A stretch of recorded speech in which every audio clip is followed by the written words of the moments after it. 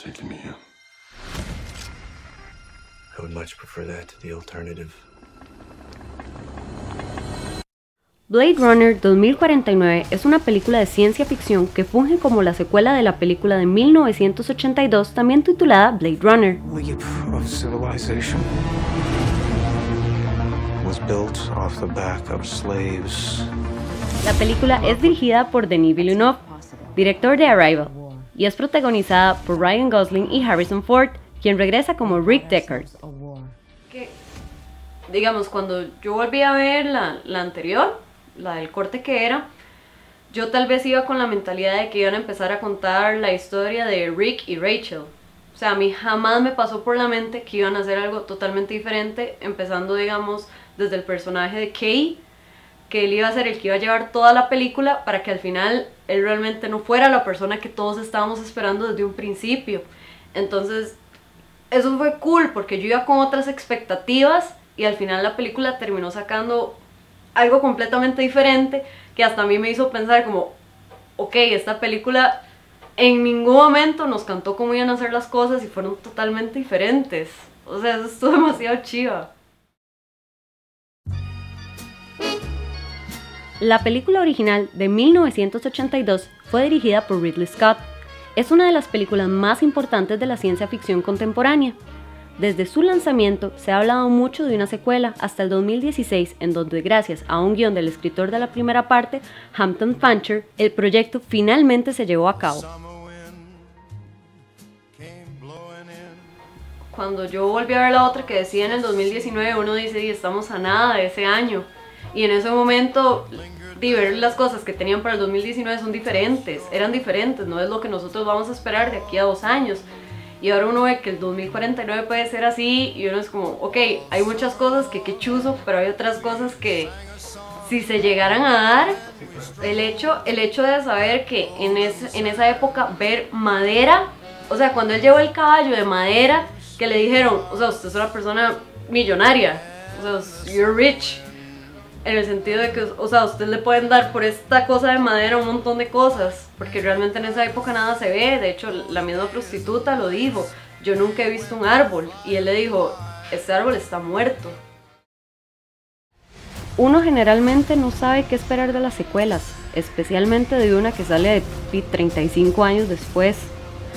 Desde un principio, bueno, uno que vio la anterior entiende muchas cosas y como que va asociando otras, pero la película lo hace sentir a uno como Kay. Si usted ya la vio, entonces debe entender a lo que me refiero. En general es una película que, como la primera, te hace pensar mucho en el concepto de humanidad. Me encantaron las actuaciones, los efectos especiales y la fotografía increíble. Por cierto, que le den ya finalmente el Oscar a Roger Deakins.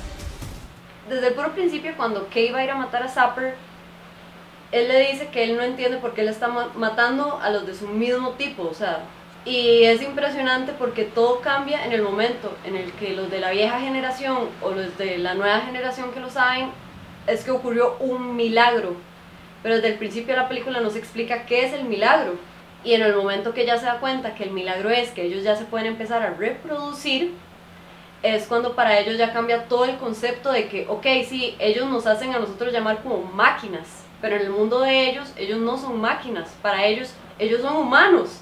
Por algo hasta le dicen al mismo Kay, o sea, morir por una causa en la que uno cree es lo más humano que nosotros podemos hacer, porque ya entre ellos se van a reproducir, o sea, entonces ya las industrias guadas no van a existir.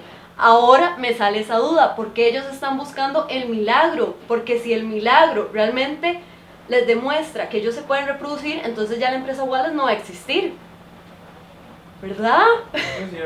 Y llega un punto donde hasta uno dice, ¿cómo uno se va a dar cuenta de cuáles son réplicas y cuáles no? Porque ya ellos, o sea, lloran, sienten, tienen deseos.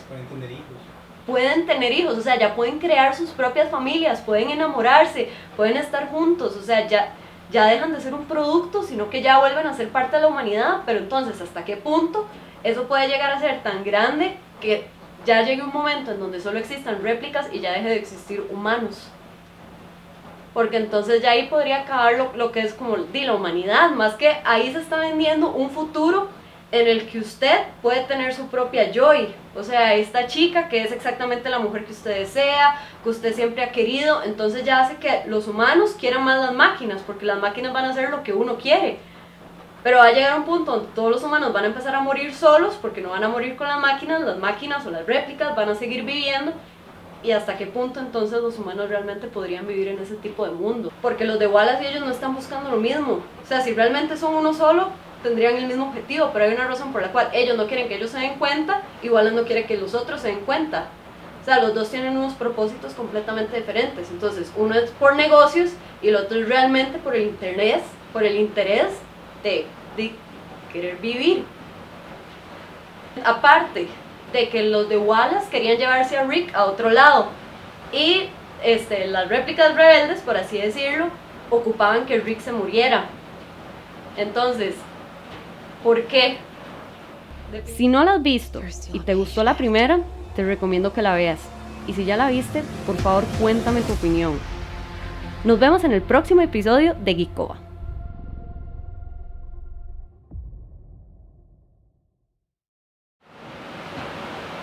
Me emocioné.